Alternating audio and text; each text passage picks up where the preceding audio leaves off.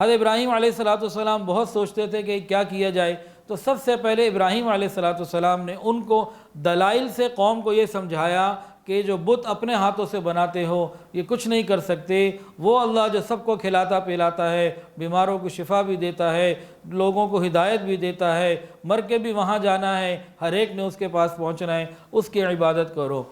آپ نے دلائل سے بات کو واضح کیا لیکن قوم نہ مانی۔ لیکن قوم کے اندر ایک مرض اور بھی تھا، وہ کیا؟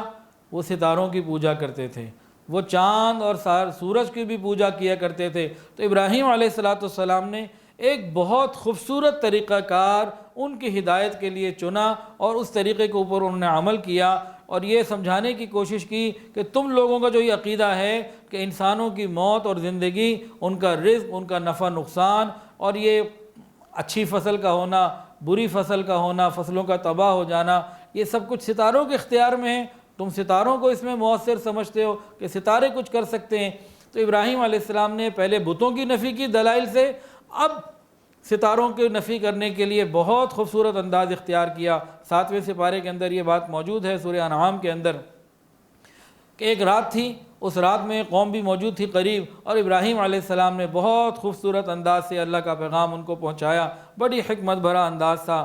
تاروں بھری رات، ایک سارا خوب، ایک ستارہ اس میں روشن تھا۔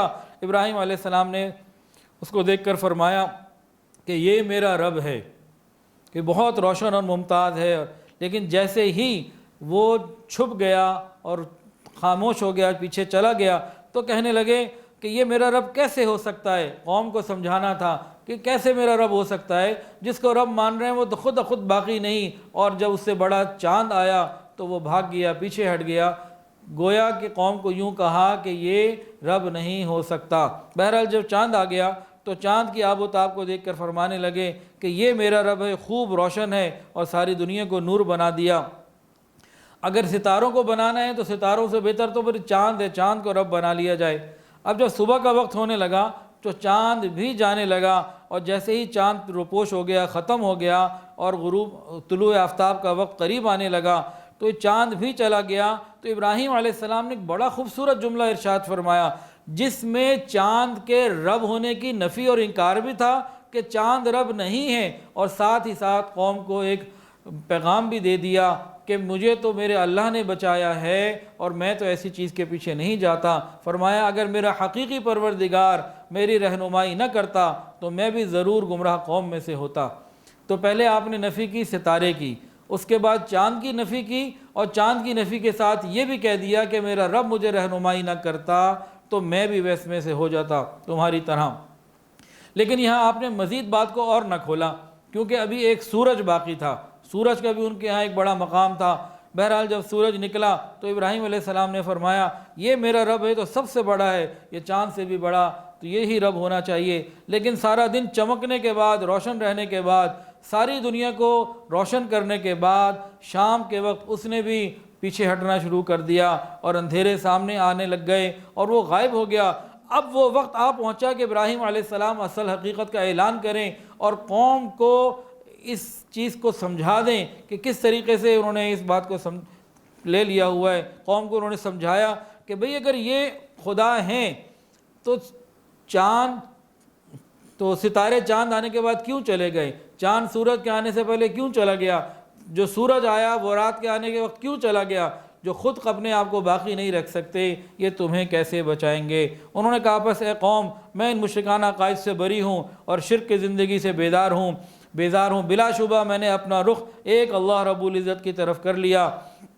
انی وجہت وجہ للذی فطر السماوات والارض حنیفا وما انا من المشرکین۔ انہوں نے قوم کو یہ سمجھا دیا، اور قوم اب سمجھی کہ یہ ہمارے ساتھ ہوا کیا۔ پہلے ستاروں کی نفی، پھر چاند کی نفی، اس کے بعد انہوں نے مکمل دلائل کے ساتھ پوری بات کو سمجھا دیا۔ قوم کے پاس اس مضبوط دلائل کا کوئی جواب نہیں تھا، خاموش تھے، کچھ نہ کر سکے، لیکن حق کو پھر بھی قبول نہ کیا بلکہ جھگڑا کرنے لگ گئے۔ یہ اصول کی بات ہے، جب بھی سامنے والے کے پاس دلائل ختم ہو جاتے ہیں اور وہ حق قبول نہیں کرنا چاہتا، وہ لڑائی کرنے لگ جاتا ہے۔ وہ ابراہیم علیہ السلام سے لڑنے لگے، کہنے لگے کہ دیکھو ہمارے جو معبود ہے تمہیں نقصان پہنچائیں گے، اور تم ڈرو ہمارے معبود سے۔ ابراہیم علیہ السلام نے کہا کہ تم وحدہ لا شریک حی قیوم سے نہیں ڈر رہے، اس کے ساتھ شرک کر رہے ہو، میں ان پتھر اور مٹی کے بتوں سے ڈروں گا؟ میں ان سے نہیں ڈرتا، اور میں تو اللہ تعالیٰ کی طرف ہی رجوع کرتا ہوں۔ تو ابراہیم علیہ السلام نے یہاں بھی ان کو پوری بات سمجھا دی، لیکن وہ سمجھنا چاہتے ہی نہیں تھے۔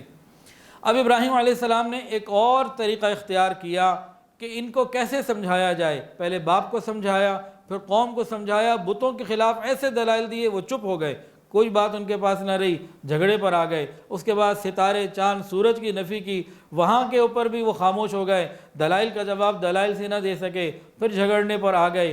تو اس کے بعد ابراہیم علیہ السلام نے ایک اور بہت خوبصورت انداز اختیار کیا۔ انہوں نے ایک دفعہ اپنی قوم کو کہا وَتَاللَّهِ لَأَكِيدَنَّ أَصْنَامَكُمْ بَعْدَ أَن تُوَلُّوا مُدْبِرِينَ، اور اللہ کی قسم میں تمہاری عدم موجودگی میں، تمہاری غیر موجودگی میں ضرور تمہارے بتوں کے خلاف خفیہ چال چلوں گا۔ اور وہ اعلان کر چکے تھے میں تمہارے بتوں کے خلاف اعلان جنگ کرتا ہوں، وہ کوئی مجھے نقصان پہنچا سکتے ہیں تو پہنچا کے دکھائیں، اور یہ مجھے بالکل نقصان نہیں پہنچا سکتے، کہ نفع نقصان کا مالک تو اللہ ہے۔ اس قسم کی باتیں تو وہ کرتے رہتے تھے۔ بہرحال قوم نے ان کے نصیحتوں سے کوئی فائدہ نہ اٹھایا، اور جو قوم کے جو کاہن اور مذہبی پیشوا تھے انہوں نے بھی قوم کو سمجھایا کہ دیکھو زیادہ ان کے پیچھے نہ لگو، جیسے آج سمجھاتے نا علماء کے پیچھے نہ لگو، تو ان لوگوں نے بھی سمجھا دیا کہ دیکھو ان کے پیچھے نہ لگو، خراب ہو جاؤ گے، ان کی باتیں مت سنو۔ قوم نے بات سننا ہی چھوڑ دیا، اور سختی کے ساتھ ان لوگوں نے منع کر دیا۔ تو ابراہیم علیہ السلام نے سوچا ایک کام کچھ اور بھی پھر کرنا چاہیے، تاکہ پوری قوم کے سامنے ان کاہنوں اور سرداروں کا جھوٹ ثابت ہو جائے، اور قوم سمجھ لے کہ یہ بت یہ کسی کا کچھ نہیں بگاڑ سکتے، یہ اپنے آپ کو نہیں بچا سکتے، کسی کا کیا نفع نقصان یہ کریں گے۔ تو انہوں نے ایک اس کے لیے خوبصورت پلان کیا، اور اپنی قوم کو باتوں باتوں میں بتا بھی دیا کہ میں تمہارے بتوں کے ساتھ ایک خفیہ چال کسی وقت چلوں گا۔ اللہ کی شان، کچھ ہی دنوں میں ان کا ایک مذہبی میلہ تھا، پوری قوم نے میلے کے اوپر جانا تھا۔ تو قوم نے ابراہیم علیہ السلام کو بھی کہا کہ آپ بھی ہمارے ساتھ چلیں۔ تو سیدنا ابراہیم علیہ السلام کے بارے میں قرآن میں سورہ صافات میں آتا ہے، انہوں نے فرمایا فَنَظَرَ نَظْرَةً فِي النُّجُومِ فَقَالَ إِنِّي سَقِيمٌ فَتَوَلَّوْا عَنْهُ مُدْبِرِينَ۔ پس ابراہیم علیہ السلام نے ایک نگاہ آسمان پہ ستاروں کی طرف اٹھا کے دیکھا، اور ان کو کہا انی سقیم، میں بیمار ہوں۔ وہ لوگ یہ سمجھے کہ ستاروں سے متعلق جو ہمارے عقیدے ہیں اس کی کوئی بات کرنے لگے ہیں۔ تو بہرحال فَتَوَلَّوْا عَنْهُ مُدْبِرِينَ، وہ مڑ گئے اور سارے کے سارے چلے گئے۔ اب ساری قوم، بادشاہ، یہ کاہن، یہ سارے ان کے جتنے بھی مندروں کے جتنے لوگ تھے، یہ سارے وہاں عیاشیوں میں، میلے ٹھیلوں میں رہے۔ ابراہیم علیہ السلام نے سوچا اب وہ وقت آ گیا ہے کہ پوری قوم کو ایک مرتبہ پریکٹیکل بھی سمجھا دیا جائے۔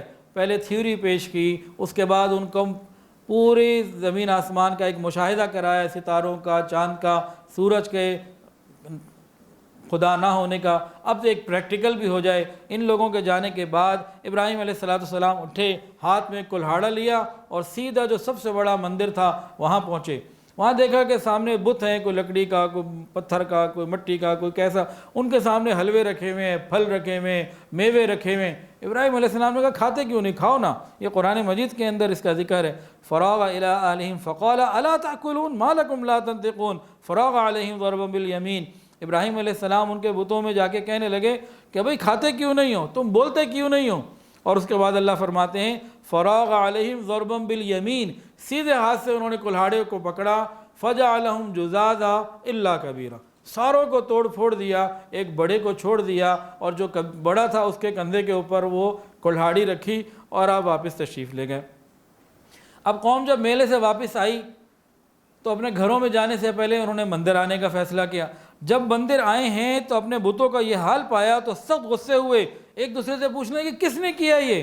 تو کسی نے کہا، اور آپس میں کہنے لگے قالوا من فعل هذا بآلهتنا انه لمن الظالمین، ہمارے بتوں کے ساتھ یہ کس نے کیا، ہمارے معبودوں کے ساتھ؟ قالوا سمعنا فتى يذكرهم يقال له ابراہیم، کسی نے، کچھ لوگوں نے کہا کہ ایک نوجوان ہے ابراہیم اس کا نام ہے، اور وہ ہمارے بتوں کے بارے میں ایسے کہتا رہتا ہے، یقیناً اسی نے کیا ہوگا۔ تو سب کاہنوں اور سرداروں نے کہا فوراً بلا کر لاؤ ان کو۔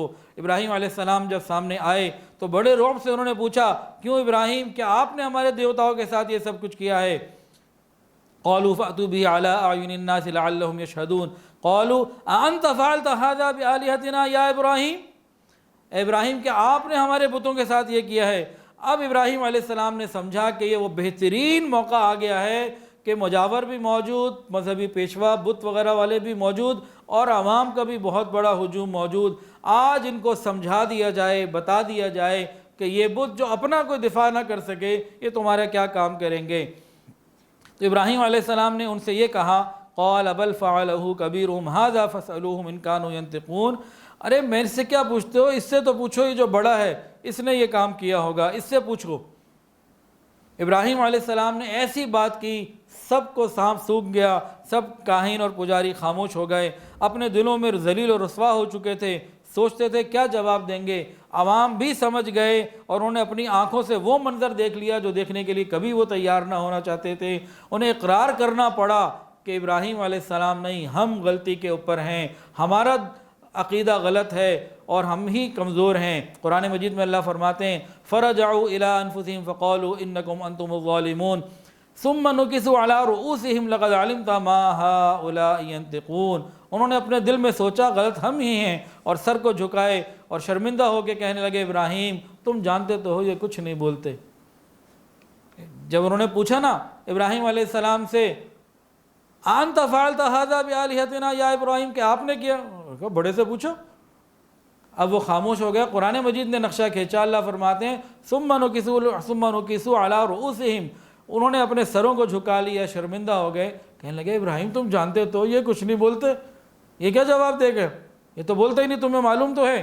اب ابراہیم علیہ السلام کامیاب ہو گئے اور آگے بہت خوبصورت نصیحت کی، فرمایا افتعبدون من دون اللہ ما لا ينفعکم شیئا ولا یضرکم اف لکم ولما تعبدون من دون اللہ افلا تعقلون، کیا تم اللہ کو چھوڑ کر ان کو پوچھتے ہو جو تمہیں نہ نفع پہنچا سکتے نہ نقصان، تم پر افسوس ہے، اف لکم، اور تمہارے ان معبودوں کے اوپر بھی افسوس ہے کہ اللہ کو تم چھوڑ کے انہیں پوچھتے ہو، کیا تم عقل سے کام نہیں لیتے۔